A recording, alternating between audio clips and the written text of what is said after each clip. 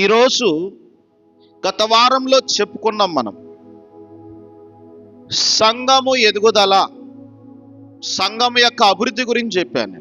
సంఘం ఎలా ఎదుగుతుంది, సంఘం ఎలా డెవలప్ అవుతుంది. డెవలప్మెంట్ అనేది మన దగ్గరే ఉంది, సంఘ అభివృద్ధి అనేది మనలోనే ఉంది. ఏక మనసు ఏకాత్మ కలిగి ఉండడము దేవుని చిత్తమై ఉన్నది, అంతే సంఘం ఎదుగుదల అనేది. కాకపోతే సంఘం ఎదగాలి అని అంటే ముందు మనము స్పిరిచువల్గా డెవలప్మెంట్ కావాలి, ఆత్మీయంగా డెవలప్ కావాలి, ఆత్మీయంగా అభివృద్ధి చెందాలి. మరి యోహాను ఆత్మీయ కుమారుడు ఒక అతను ఉన్నాడు, గాయు అనేటువంటి వ్యక్తి. తనకు నేర్పించాడంతే, ఇలా ఉండాలని నేర్పించాడు. దాన్ని పట్టుకొని ఏం చేశాడంటే డెవలప్ చేసుకున్నాడు ఆత్మీయతలో. అభివృద్ధి చెందిన తర్వాత కొంతమంది ఆయన దగ్గరికి వెళ్ళినప్పుడంట, తన ఆత్మీయతలో వర్తిల్లుతూ ఉన్నప్పుడంట, వాళ్ళు వచ్చి యోహాను దగ్గరకు వచ్చి సాక్ష్యం చెప్పారంట. అయ్యా, నీ ఆత్మీయ కుమారుడు బాగా ఆత్మలో అభివృద్ధి చెందాడు అని చెప్తున్నప్పుడంట, యోహాను వినగానే ఆత్మలో సంతోషపడ్డాడంట. హల్లెలూయా, హల్లెలూయా. ఇంకా సంతోషం వచ్చి ఏమని చెబుతున్నాడంటే తనకు ఒక లేఖ రాస్తున్నాడు. ప్రియుడా, నీ ఆత్మ వర్ధిల్లుచున్న ప్రకారము నువ్వు సౌఖ్యముగా ఉండవలనని నేను ప్రార్థన చేయుచున్నాను. హల్లెలూయా. ఎదిగేవాన్ని ఎదిగింప చేయడమే ఆత్మీయతలో కాపరికున్న లక్షణం. ఇప్పుడు మనం ఇక్కడ మనం అందరం కూడా ముందు మనం ఎదగాలి. హల్లెలూయా. చూడండి, 2 చెట్లు చూడండి, ఎక్కడైనా కానుక చెట్లు కానీ 2 చెట్లే ఉంటాయి స్టార్టింగ్. అవి కాసి కాయలు ఏం చేస్తాయి, రాలిన నుంచి ఏమైతే మళ్ళీ అక్కడి నుంచి మళ్ళీ ఆ విత్తనాలు ఏమైతే మళ్ళీ చెట్లుగా మారుతాయి. హల్లెలూయా. ఇప్పుడు నువ్వు ఎదిగి ఫలించాలి, ముందు ఫలింపు కావాలి. ఆ ఫలింపు రావాలి అని అంటే ముందు మనలో, ఇక్కడ ఉన్న మనం అందరిలో కూడా ఉన్న బలహీనత ఏందనంటే, మనిషికి ఉన్న బలహీనత ఈరోజు బాప్టిజం తీసుకుంటున్నాం అందరం. కానీ మరి బాప్టిజం తీసుకున్న నాటి నుంచి మనం ప్రార్థనలు చేస్తాం, ఉపవాసాలు చేస్తాం, ఆల్ నైట్ ప్రార్థనలో కూడా పాల్గొంటాము, సామూహిక ప్రార్థనలో కూడా పాల్గొంటాము, కుటుంబారాధనలో పాల్గొంటాము. కానీ కొన్నిసార్లు మనకేమనిపించిందనంటే, మరి యోహాను భక్తుడు అంటాడు, మొదటి ప్రేమ ఉన్నంగా అంటే గడిచే కొలది తగ్గిపోతా ఉంది. హల్లెలూయా. మొదటి ప్రేమ అయినను నీకు మొదటి ప్రేమ నీలో లేదు కాబట్టి నీ మీద నేను ఉమ్మివేయ ఉద్దేశించి ఉన్నాను అంటాడు. అక్కడ మొదటి ప్రేమ నీకు ఉండటం లేదు. మొదట్లో దేవుణ్ణి నమ్మిన తర్వాత, బాప్తిసం తీసుకున్న తర్వాత ఆ ప్రయాస వేరు. దేవుడు అంటే ఆశ ఉంటే ఎంత దూరమైనా రావాలి, ఎక్కడికైనా వెళ్ళాలి. దేవుని గురించి వినటంలో తప్పు లేదు. వినుట వల్ల విశ్వాసం కలుగుతుంది, దేవుని వాక్యం వినటం వల్ల విశ్వాసం కలుగుతుంది. ఒక ఆదివారానికే కాదు, వాక్యం అనేది 24 hours 24 గంటలు. ఇప్పుడు నీకు టచ్ ఫోన్ లేని వాళ్ళు ఇల్లే లేదు అంటున్నాను. హల్లెలూయా. కావలసినంత వాక్యం ఉంది, వినగలిగినంత నీకు కెపాసిటీ ఉండాలి, వినగలిగిన సామర్థ్యం ఉండాలి. కానీ వినుట ద్వారా విశ్వాసం కలుగుతుంది. క్రొత్తగా దేవుణ్ణి నమ్మిన రోజుల్లో మేము దేవుణ్ణి నమ్మిన రోజుల్లో ఎక్కడ రక్షణ పొందామో మేము అక్కడ ఏం చేసేవాళ్ళం అని అంటే, ఇక రక్షించబడిన తర్వాత అక్కడ ఇక్కడ వెళ్ళినప్పుడు ప్రతి ఆదివారం ఏం చేసేవాళ్ళంటే, మేము ఒకవేళ దూరంగా ఉన్నప్పుడు అక్కడ అందుబాటులో ఉన్న చర్చికి వెళ్ళే వాళ్ళం. మరి క్రొత్తగా నేను మా ఊరు వచ్చిన తర్వాత ప్రతి ఆదివారం ముందుగానే ఆ రోజుల్లో మరి రోడ్డు సరిగా లేదు, వాహనాలు సరిగా లేవు. కానీ రెంటచింతల్లో ఆదివారం 9 గంటలకు ప్రారంభం అవుతుందని అంటే ముందుగానే వెళ్ళిపోయేవాళ్ళం. హల్లెలూయా. ఆశ ఉండాలి నీలో ముందు, దూరం కాదు. చర్చి దూరం అంటారు, మరి రకరకాల కారణాలు ఉంటాయి. నువ్వు పని చేసుకునేటప్పుడు నీకు దగ్గరలో ఏ పొలాలు ఉండవు. చూడండి ఒకసారి పనికి మందిరానికి చూడండి, పనికి అంత దూరం అని అంటలేదు. పని ఎంత దూరమైనా, ఎన్ని కిలోమీటర్లు ఉన్నా కానీ మనం ఏం చేసుకుంటాం? పనికున్న ప్రాధాన్యత దేవుని మందిరానికి ఇవ్వటం లేదు. హల్లెలూయా. ఇది క్రమం తప్పినట్టు కాదా? దేవునికి ఇచ్చే మొదటి స్థానం దేవునికి ఇవ్వటం లేదు. దేవుడు అంటే నీకు ఆ విలువ తెలియట్లేదు కాబట్టి నువ్వు ఆ విలువ లేకుండా అయిపోతుంది నీకు. కాబట్టి ఈరోజు పోయిన ఆదివారం మరి సంఘం యొక్క అభివృద్ధి, మనం ఎదిగితే సంఘము వృద్ధిలోకి వస్తుంది. సంఘం వృద్ధిలోకి వచ్చిందంటే మన కుటుంబాలు అభివృద్ధిలోకి వస్తాయి. సంఘం ఎప్పుడైతే ఎదుగుతూ ఉందో అది నలుగురికి మేలుకరంగా ఉంటుంది, నలుగురికి ఆశీర్వాదకరంగా ఉంటుంది. అందుకని రక్షణ పొందడము కాదు, విత్తనం వేయడము కాదు. విత్తనం వేసిన కాడి నుంచి దానికి వర్క్ హార్డ్ ఉంటుంది, చాలా వర్క్ చేయాలి. నీళ్లు పోయటము, టయానికి దాన్ని చూసుకోవడము.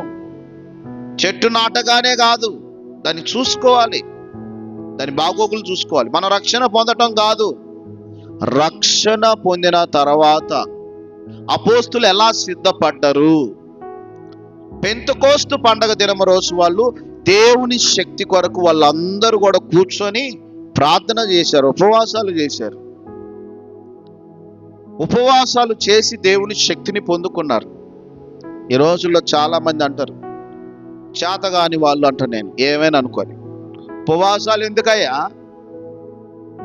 ఉపవాసాలు ఎందుకు అని అంటే బైబిల్లో ఉంది. భక్తులు ఉన్నారు, ప్రవక్తలు ఉన్నారు, వాళ్ళకంటే మనం గొప్పోలమేం కాదు. ఒక పూట కడుపు మార్చుకొని దేవునికి సన్నిధిలో ఉండలేకపోతే నువ్వు భస్ముడితో సమానం. నేర్పిస్తున్నాము, ఉపవాసాలు నేర్పిస్తున్నాం, ప్రార్థనలు నేర్పిస్తున్నాం. నేర్చుకున్నోడు, ఎదిగినోడు ఆ అభివృద్ధిని చూస్తాడు. నేర్చుకోకుండా ఇంకేముందిలే అనుకున్న వాళ్ళు అలాగే ఉంటారు. హల్లెలూయా. కాబట్టి ఈరోజు పౌలు పలికేటువంటి మాట, నేను క్రీస్తుతో కూడా సిలువ వేయబడి ఉన్నాను, జీవించేది నేను కాదు, క్రీస్తే నాలో జీవించుచున్నాడు. నా కొరకు ప్రాణం అర్పించిన యేసునందు విశ్వాసం వలన జీవించుచున్నాను. హల్లెలూయా. అపోస్తులైన పౌలు అంటాడు, నేను క్రీస్తుతో పాటు సిలువ వేయబడి ఉన్నాను. లోకంలో ఉన్న వాటి కొరకు, లోకంలో ఉన్న ఆశల కొరకు నేను సిలువ వేయబడ్డాను. అవి నాలో ఎన్నడూ కూడా పని చేయకూడదు, అవి నాలో ఎన్నడూ కూడా ఉండకూడదు. నేను దేవుని కోసము జీవిస్తున్నాను. ఇదిగో ఈ విశ్వాసం ఎక్కడి నుంచి వచ్చిందని అంటే నా దేవుని దగ్గర నుంచే వచ్చింది. రక్షణ పొందిన నీవు, ఇక్కడున్న వాళ్ళందరూ రక్షణ పొందిన నీవు విశ్వాసం లేకపోతే, విశ్వాసము అనగా నమ్మకము. హల్లెలూయా. నమ్మకము అని అంటే లేని దాన్ని ఉన్నది అని నమ్మటమే, లేని దాన్ని ఉన్నది అని నమ్మటమే. దానికి సూచన ఏందనంటే కానాను వివాహంలో యేసు ప్రభు ఆ పనివారు చూశారు నీళ్ళని. 6 రాతి బాణల నిండా అంచుల దాకా నీళ్లు మోస్తూ ఉన్నప్పుడు వాళ్ళు మోసింది నీళ్లు కానీ వాళ్ళ కళ్ళతో చూశారు. కానీ ఆ నీళ్ళు ఏమైపోయినాయి అంటే ద్రాక్షరసంగా మారిపోయింది. హల్లెలూయా. లేని దాన్ని ఉన్నది అని నమ్మటమే విశ్వాసం. దేవుని గురించి మీరు నమ్ముతారు, రక్షణ పొందుతారు. కానీ నమ్మకం విషయంలో మనం ఎక్కడ ఎదగట్లేదు అని అంటే, మనం ఎక్కడ ఎదగట్లేదు ఆత్మీయంగానంటే దేవుణ్ణి నమ్మటం లేదు. హల్లెలూయా. దేవునిగా నమ్మటం లేదు. నువ్వు దేవుని మీద పూర్తిగా నమ్మటం లేదు కాబట్టి నీకు ఏ కార్యాలు జరగట్లేదు, నీ సమస్యలు పోవటం లేదు, నీ బాధలు పోవటం లేదు. దేవుడు ఉన్నాడు, దేవుడు నా పట్ల కార్యము చేయగలడు అనే విశ్వాసం నీలో నమ్మకం ఉంటే ఖచ్చితంగా దేవుని మీద ఆధారపడుతూ. అందుకని విశ్వాసాన్ని అభివృద్ధి చేసుకోవడం కోసము వాక్యాలు వినాలి. అనుభవం కలిగినటువంటి దైవ సేవకులు వాక్యాలు వినాలి. వినుట ద్వారా వాక్యము వినుట ద్వారా విశ్వాసం కలుగుతుంది. మన ఆత్మీయ జీవితంలో ఒక ఆదివారానికే కాదు పరిమితం. సమయం దొరికినప్పుడల్లా చదువున్న వాళ్ళైతే చక్కగా బైబిల్ తెరిచి వాక్యాలు చదవాలి నోటితో. ఆ చదువుతూ ఉన్నప్పుడు ఏమవుతుందనంటే దేవుడు నీకు ఒక ప్రత్యక్షతలు తెలియపరుస్తాడు. వాక్యం వినటం వల్ల విశ్వాసం కలుగుతుంది. ప్రతిరోజు కూడా మనం ఏం చేయాలి అని అంటే వాక్యాన్ని వినాలి, వాక్యాన్ని చదవాలి, వాక్యాన్ని ధ్యానించాలి. ఆ ధ్యానించుతూ ఉన్నప్పుడు ఏమనిపించింది అంటే మనకు ఒక నమ్మకం ఏర్పడింది దేవుని మీద. అరే, దేవుడు మనతో ఉన్నాడు. ఈ 2025 సంవత్సరంలో ఒక వాగ్దానం ఉంది. మీకు ఎప్పుడో ఎన్నోసార్లు చెప్పాను, నిన్ను విడువను, నిన్ను ఎడబాయను, ప్రభు నాకు సహాయుడు, నేను భయపడను, నరమాత్రుడు నాకేమీ చేయగలడు. ఈ మాట చూడండి ఎంత. ప్రభువు నాకు సహాయుడు. ఎవరు సహాయం చేయగలరు? ప్రభువు మాత్రమే సహాయం చేయగలడు. నరమాత్రుడు ఏమి చేయగలడు. అందుకే నేను భయపడను. దేవుడే ఉన్నాడు నా పక్షాన. దేని విషయంలో చింతించను, దేని విషయంలో ఆలోచించను, దేని విషయంలో భయపడను. నరమాత్రుడు నాకేమీ చేయలేడు. హల్లెలూయా. ఈ విధంగా ధైర్యంగా ఉండాలి మనం.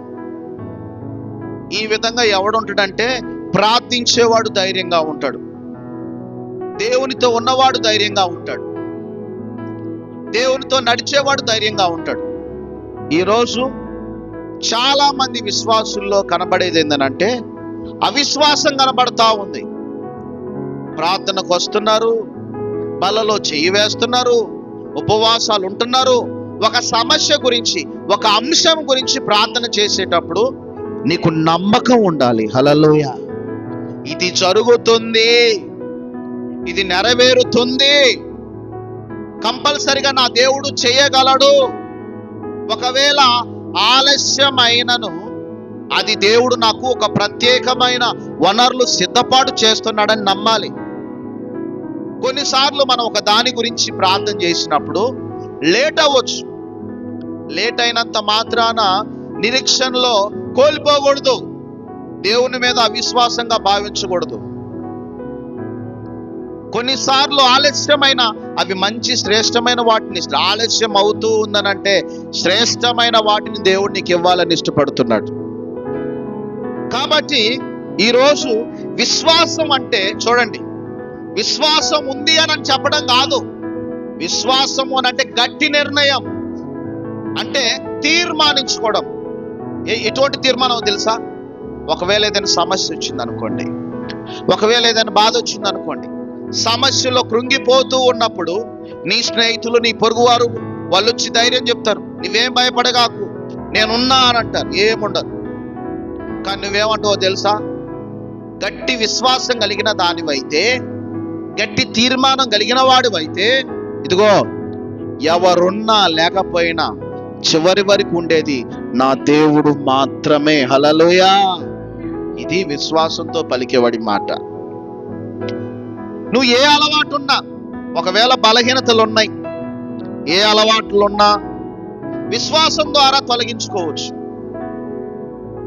నమ్మకం, అయ్యా నా దేవుడే తీసివేయగలడు. కొంతమందికి చాలా బలహీనతలు ఉన్నాయి. రక్షణ పొందిన తర్వాత కూడా పులిసిన పిండి ఉంటుంది, చెడ్డ అలవాట్లు ఉంటున్నాయి, పాత అలవాట్లు ఉంటున్నాయి. వీటి ద్వారా నీకేమవుతుందనంటే నీకే నష్టము, ఆత్మీయతలో నీకే నష్టము. రక్షణ పొంది సినిమాలు రహస్యంగా చూసేవాళ్ళు ఉన్నారు. రక్షణ పొంది రహస్యంగా సీరియల్ చూసే వాళ్ళు ఉన్నారు. రక్షణ పొంది నోటి ద్వారా బూతులు మాట్లాడే వాళ్ళు ఉన్నారు. దీని ద్వారా ఎవరికి నష్టము? నీకే నష్టము.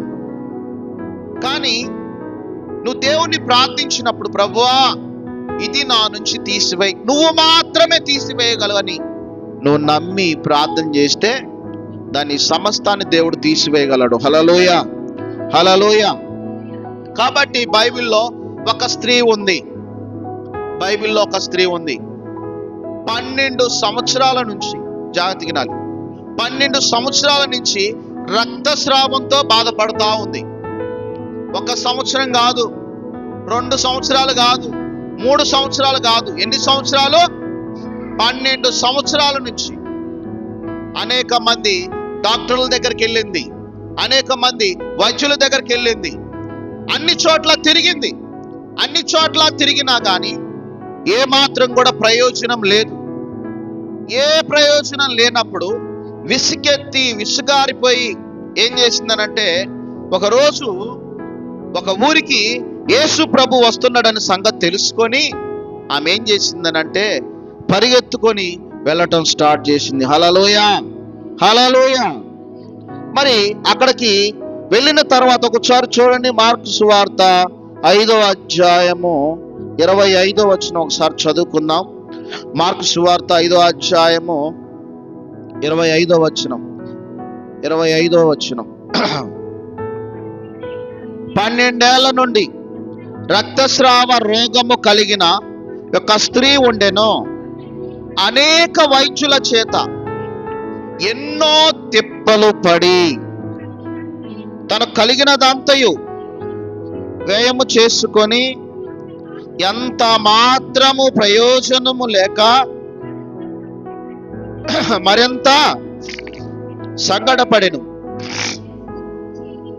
ఆమె యేసుని గురించి విని, నేను ఆయన వస్త్రపు మాత్రము ముట్టినా బాగుపడదును అనుకొని జన సమూహంలో ఆయన వెనుకకు వచ్చి ఆయన వస్త్రం ముట్టిను. హల్లెలూయ.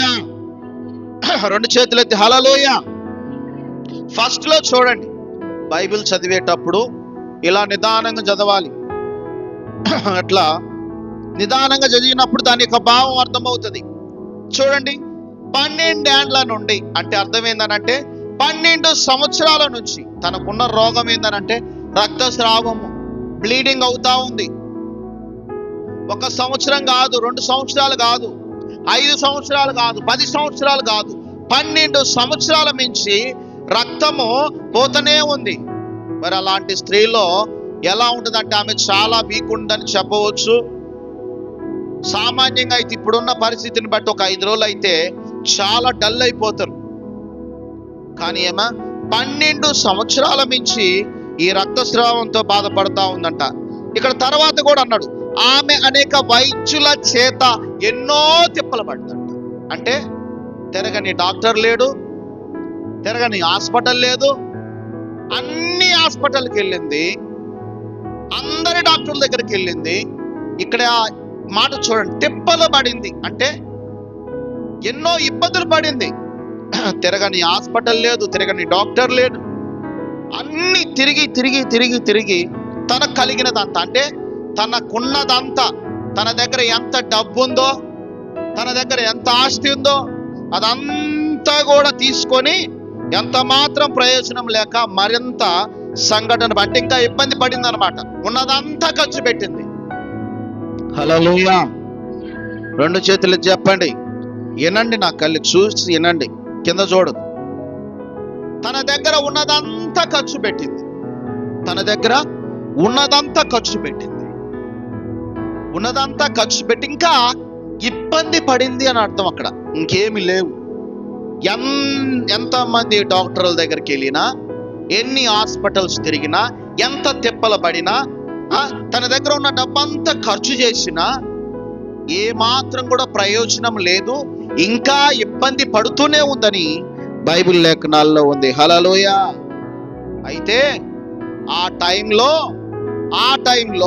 12 సంవత్సరాల నుంచి రక్తస్రావంతో బాధపడుతున్న స్త్రీ ఆ టైంలో, ఆ సమయంలో ఎవరి గురించి వినదనంటే యేసు గురించి వినదంట. యేసు గుడ్డివారిని స్వస్థపరుస్తా ఉన్నాడు, కుంటివారిని స్వస్థపరుస్తా ఉన్నాడు, పక్షవాతం గలవారిని స్వస్థపరుస్తా ఉన్నాడు, కుష్ఠరోగం కలిగినటువంటి వారిని స్వస్థపరుస్తా ఉన్నాడు, దురాత్మల చేత పీడింపబడిన వారికి విడుదల కలుగుతా ఉందనే వార్తలు విన్న తర్వాత ఆమె ఏం చేసిందనంటే, యేసు ఎక్కడ ఉన్నాడో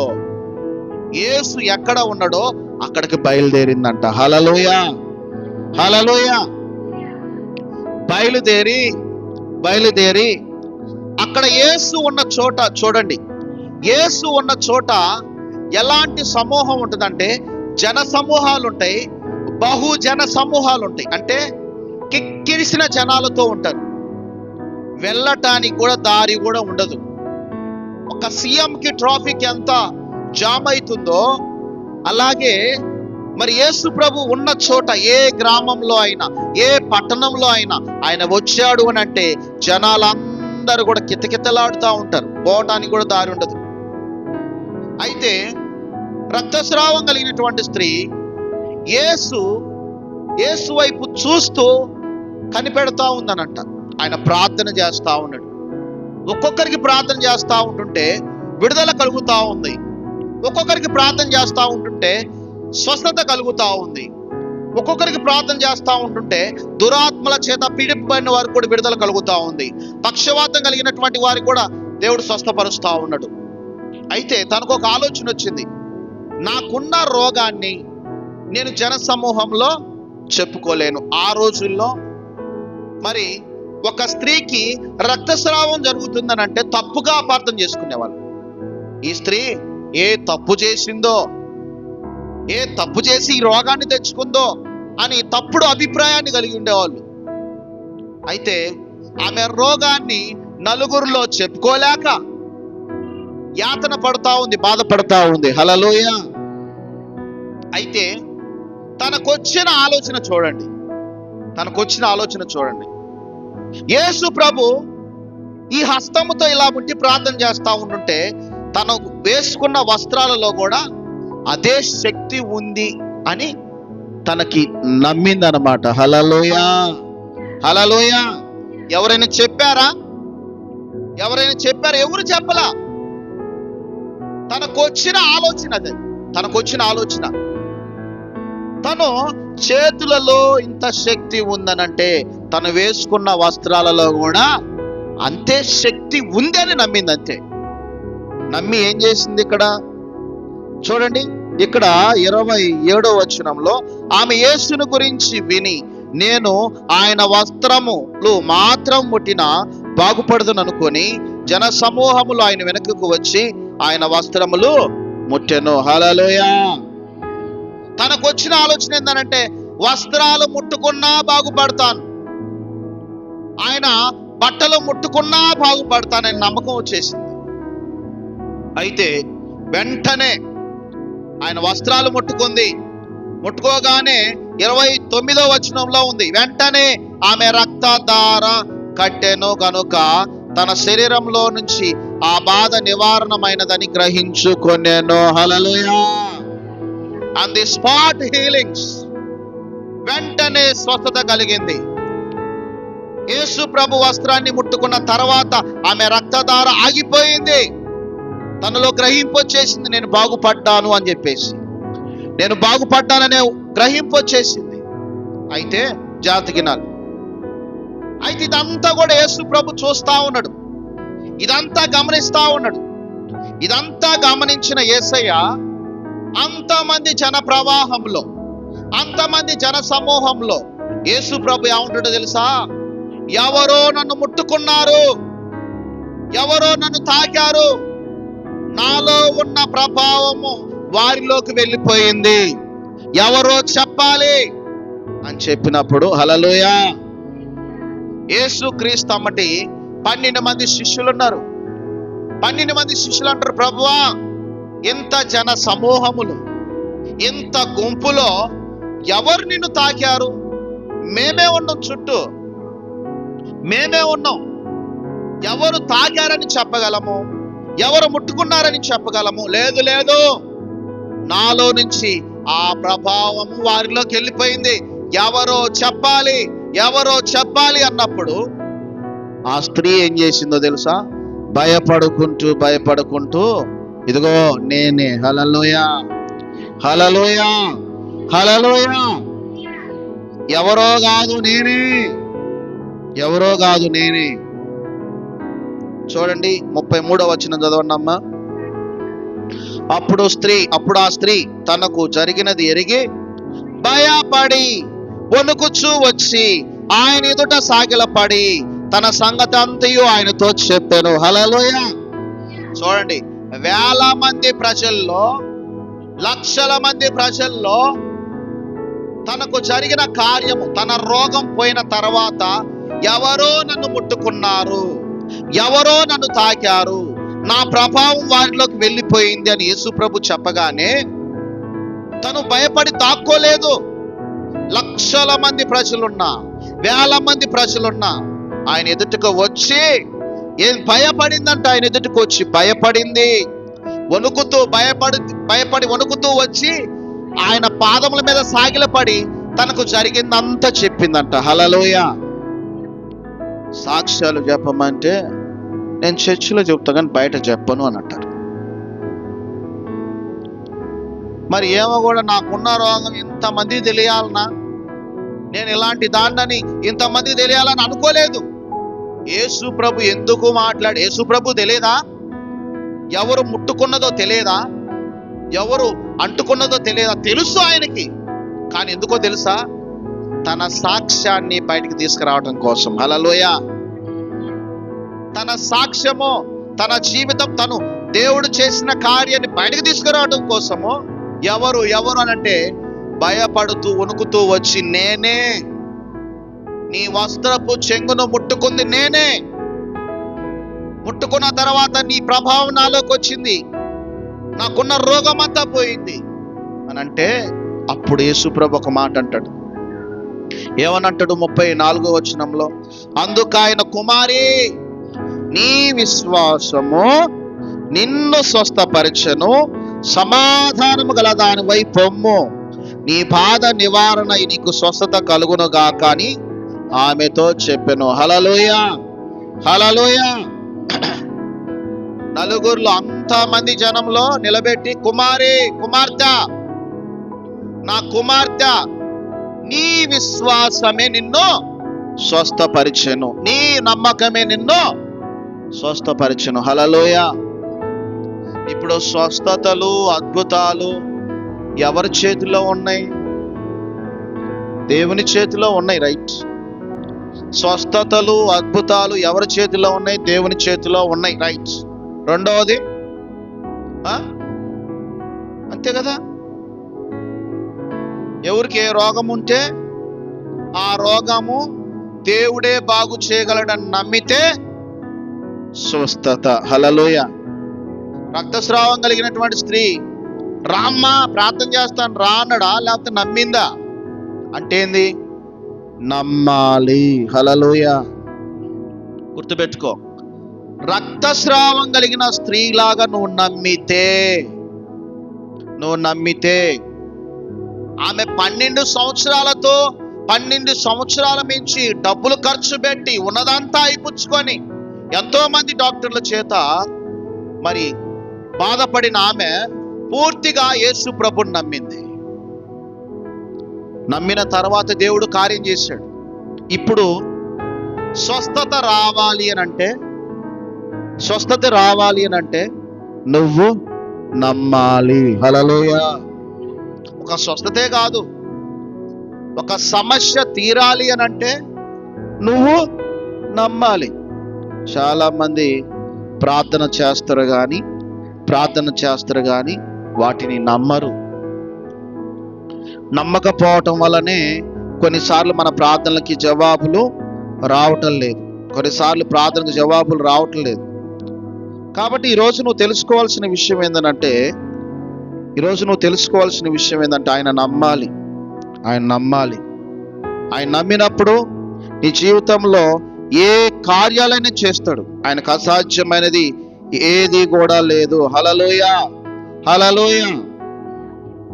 కాబట్టి మనం ప్రార్థన చేసేటప్పుడు వివాహాల గురించి, ఉద్యోగాల గురించి, సంతానము గురించి, నువ్వు దేని గురించి అయితే ప్రార్థన చేస్తావో, చాలా మంది ప్రార్థన చేస్తారు గంటల తరబడి, ఏడుస్తారు, రోదన పెడతారు, కానీ నమ్మరు. హల్లెలూయా. దేనికి నమ్మరు? ఇది జరుగుతుందో జరగదు. హల్లెలూయా. కొండంత ఆశలతో నేను లిస్ట్ రాసుకున్నా. మా పాస్టర్ కొండకేసినవేంది అని అంటారు. కొండలాంటి దేవుడు మనకున్నాడు. హల్లెలూయా. కానీ లేట్ ప్రాసెస్. 40 రోజులు ఫాస్టింగ్ ఉండేటప్పుడు ఒక్కొక్క రోజుకి ఒక్కొక్క కోరిక. నా కోరిక నీ ప్రణాళిక, ఇది నా కోరిక, అది నీ ప్రణాళిక. అయితే ఎప్పుడో జరగబోయాయి 40, ఇప్పుడే కావు. కానీ నేను అనుకున్నాను, మనం నమ్మితే ఏదైనా చేయగలం.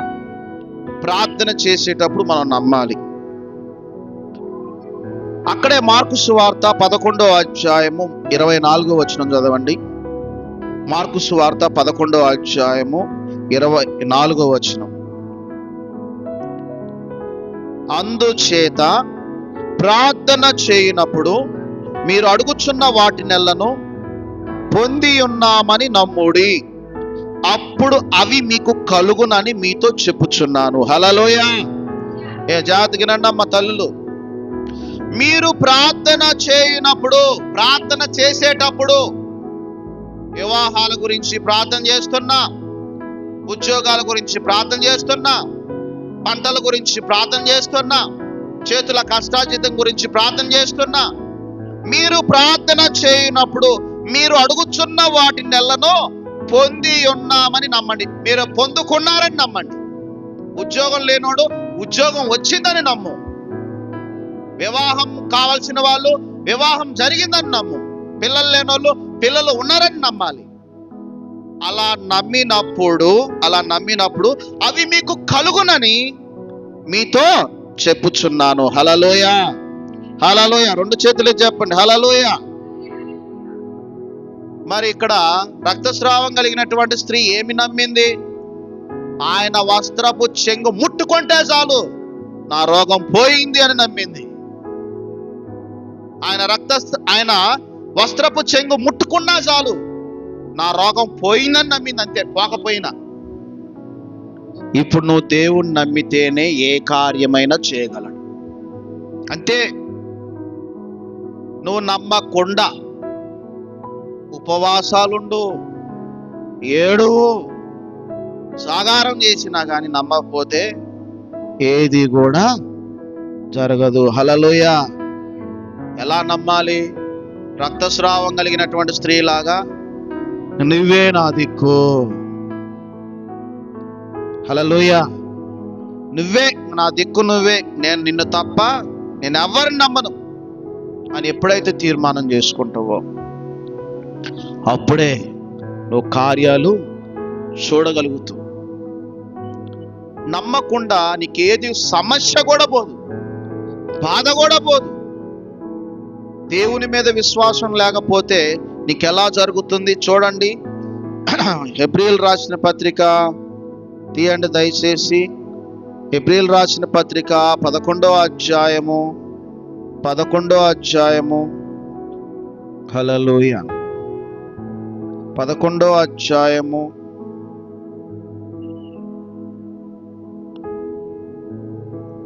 4వ వచనం నుంచి చదవండి.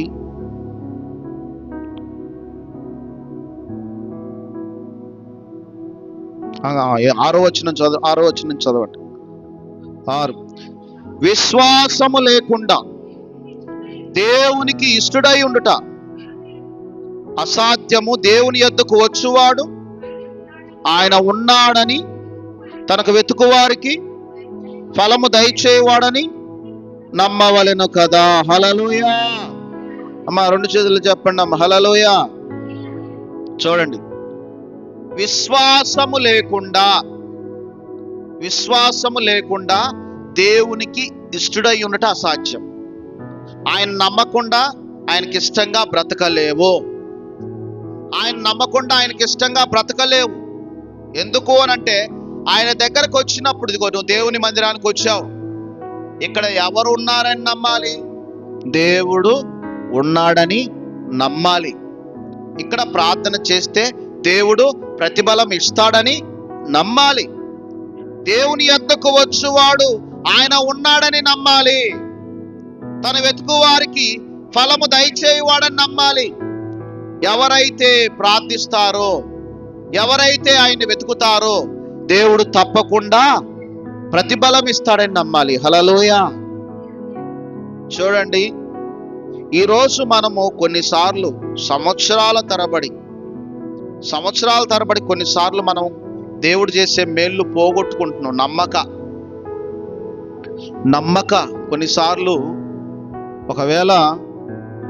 ఒకవేళ దేవుడు నీ జీవితంలో ఒక దర్శనాన్ని చూపించినప్పుడు, వాళ్ళు నీ ఎదుటికి వచ్చినప్పుడు, నువ్వు కారు కొన్నావా అన్నప్పుడు ఆమేనని చెప్పు. హల్లెలూయా.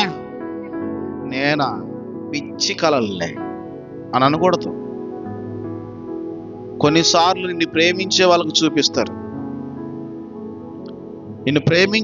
చూపిస్తాడు నీ ఎదుగుదలను చూసి.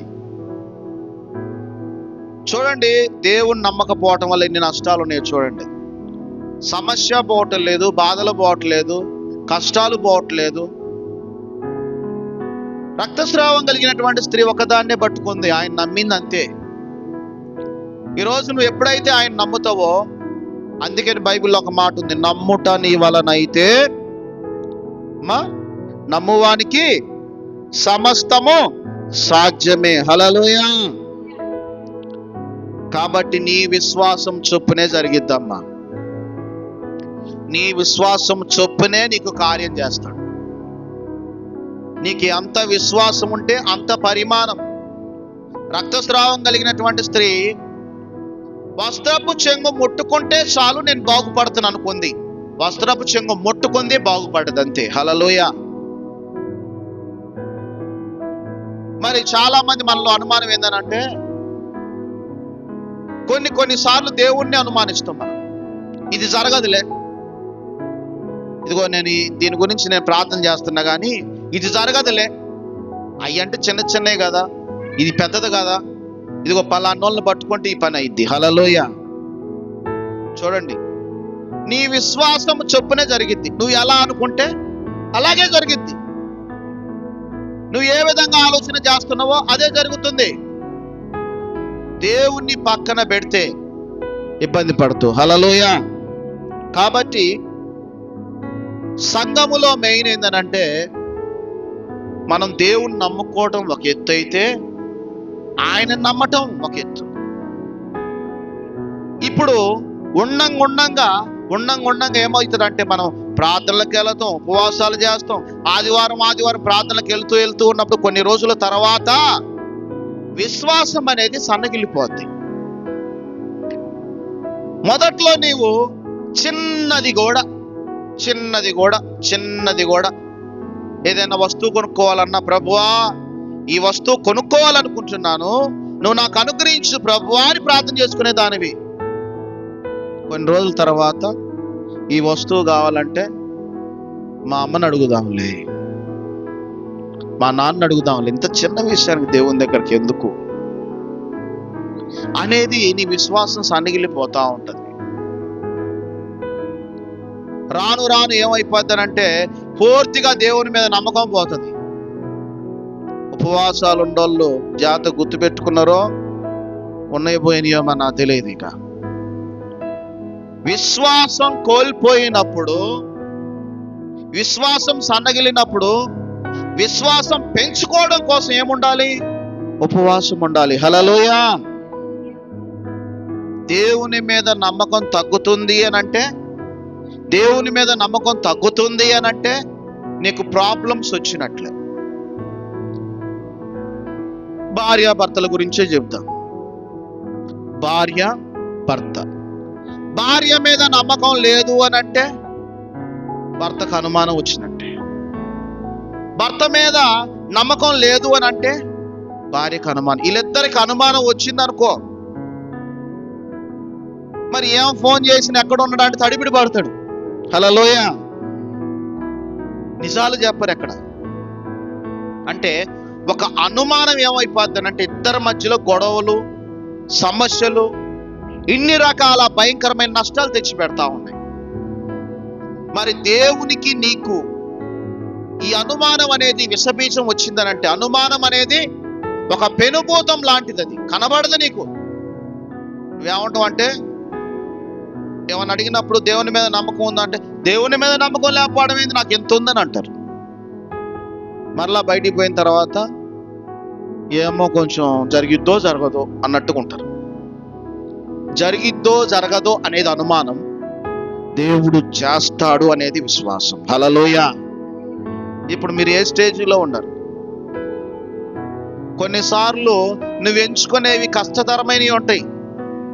అడిగి అడిగి అడిగి అడిగి అడిగి దాన్ని విసుకెత్తి, నా జీవితంలో ఎప్పుడో నేను 2008వ సంవత్సరంలో, గుర్తుపెట్టుకోండి, హల్లెలూయా, మనం అడిగిని మర్చిపోడు దేవుడు. 2008వ సంవత్సరంలో అప్పుడు హోండా షైన్ బండి వచ్చింది. నేను అప్పుడు డిగ్రీ చదువుతున్నా.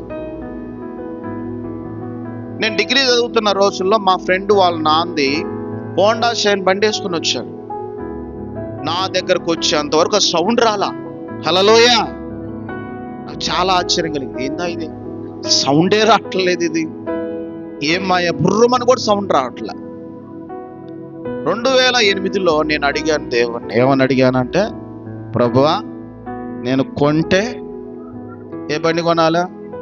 హోండా షైనే నాకు ఇవ్వాలి, ఇంక వేరేది ఏమొద్దన్న. నేను ఎప్పుడు 2008వ సంవత్సరంలో నా తీర్మానం అది, డిగ్రీ చదువుతున్నప్పుడు.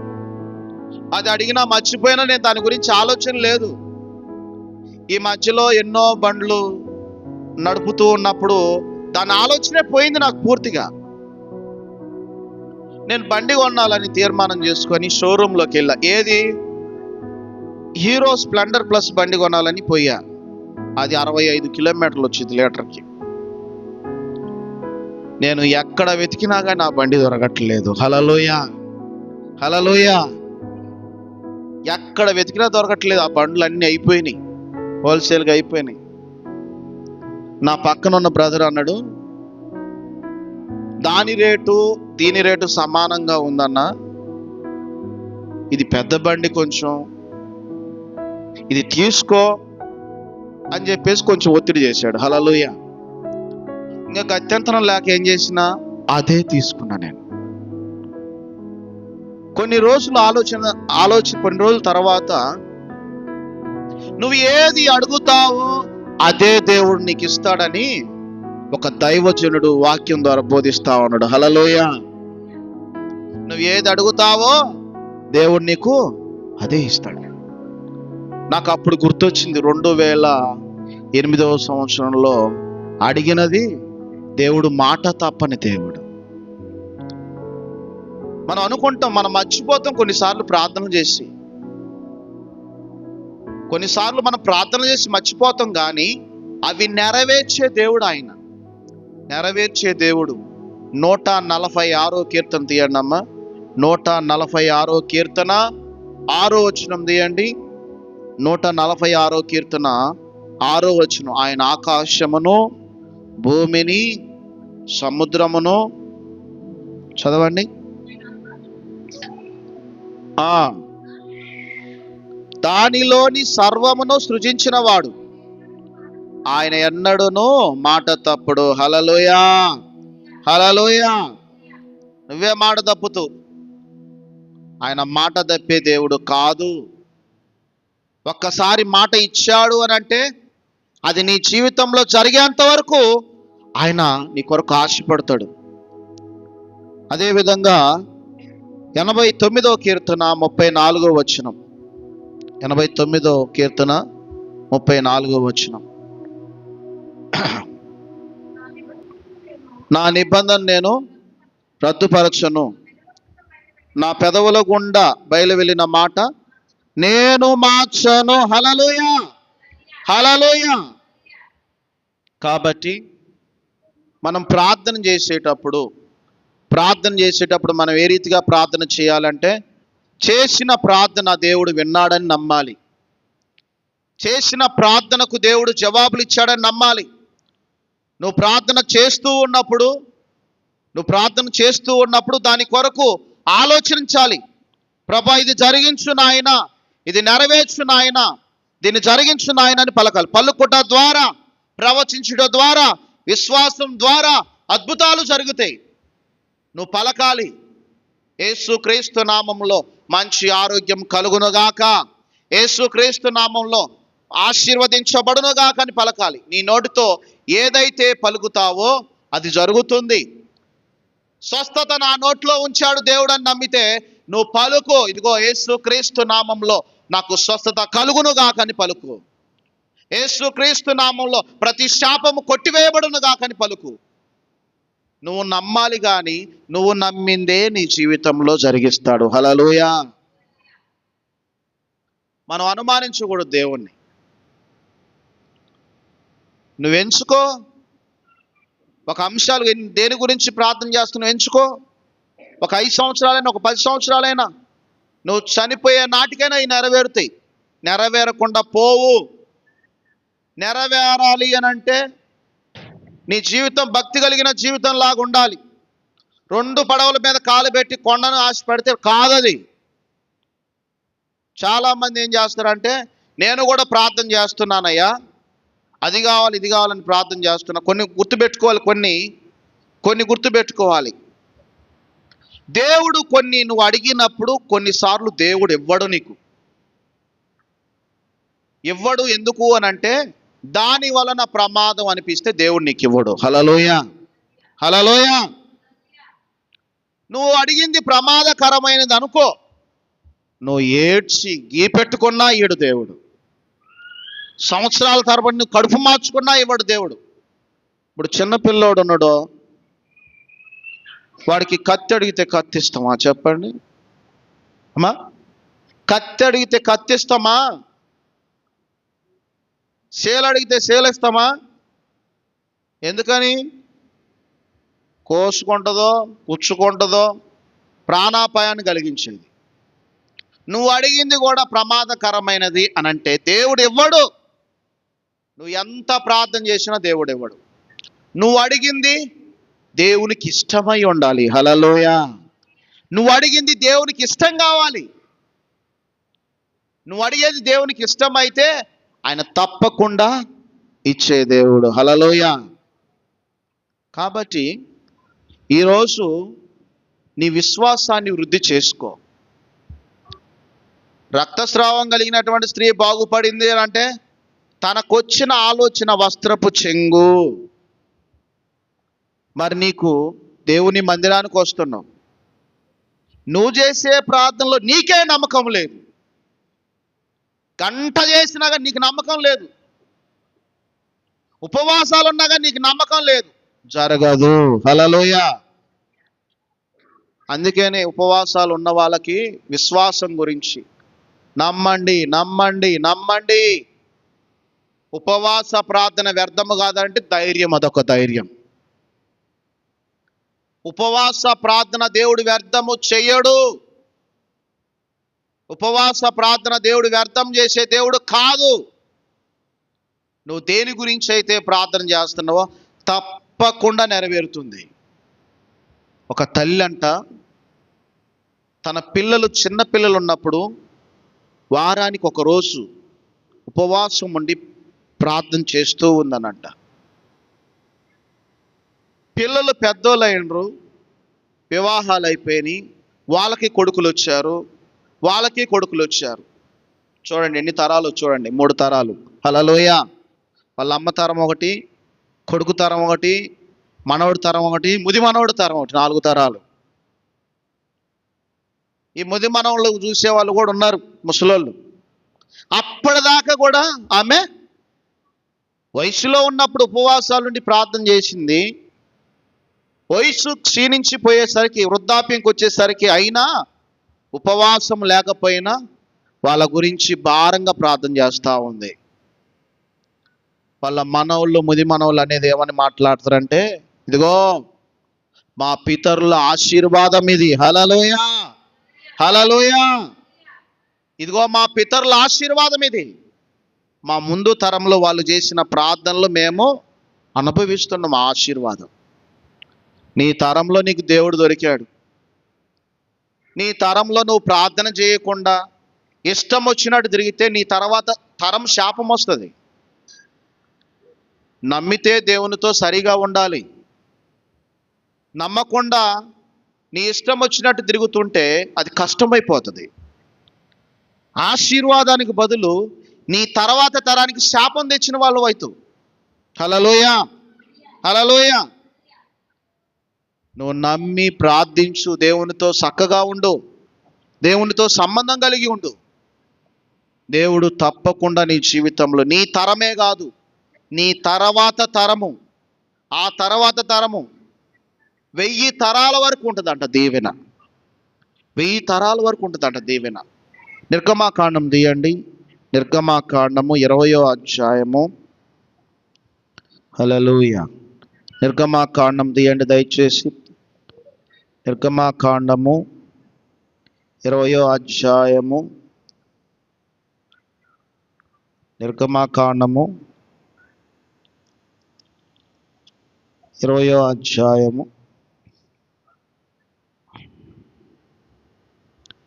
స్తోత్రం.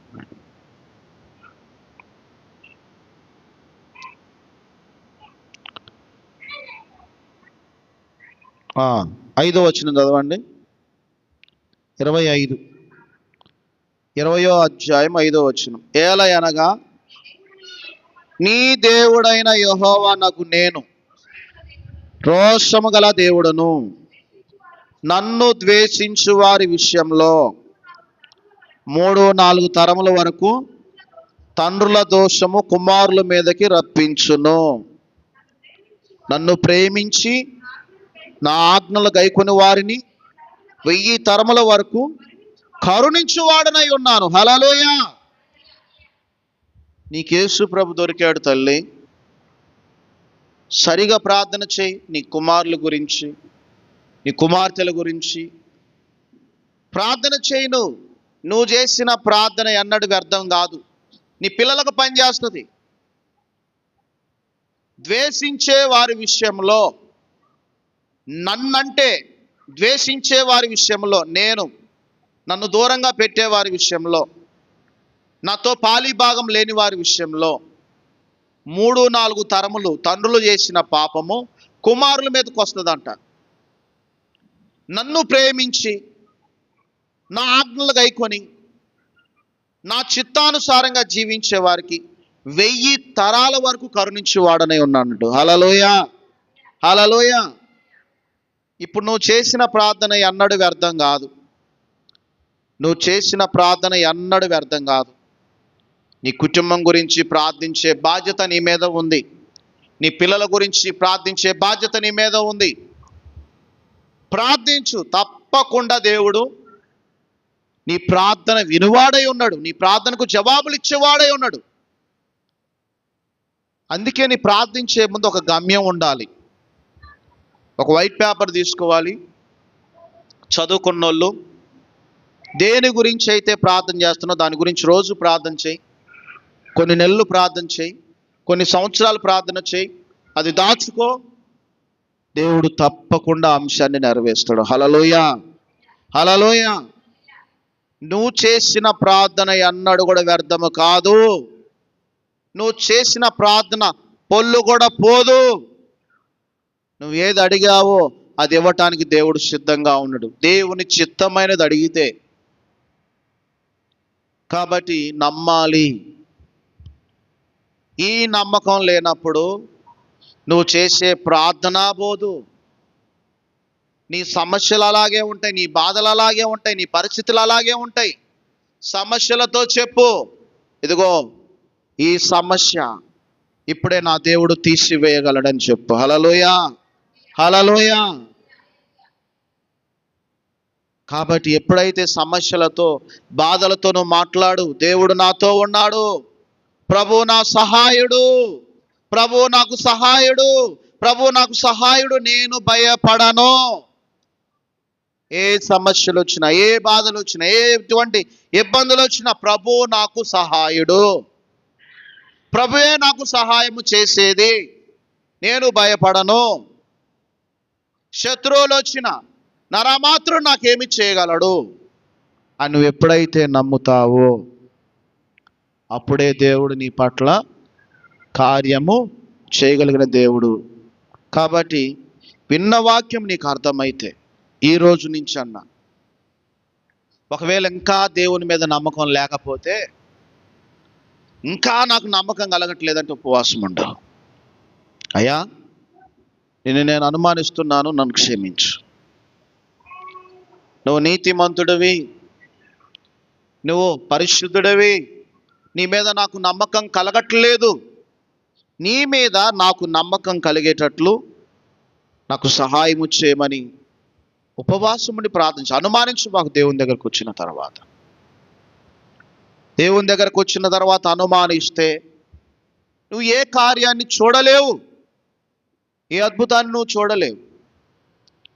రక్తస్రావం కలిగినటువంటి స్త్రీ పాత్ర ఎవరు చెప్పింది లేదు, అక్కడ ఎవరు తీసుకొచ్చింది లేదు.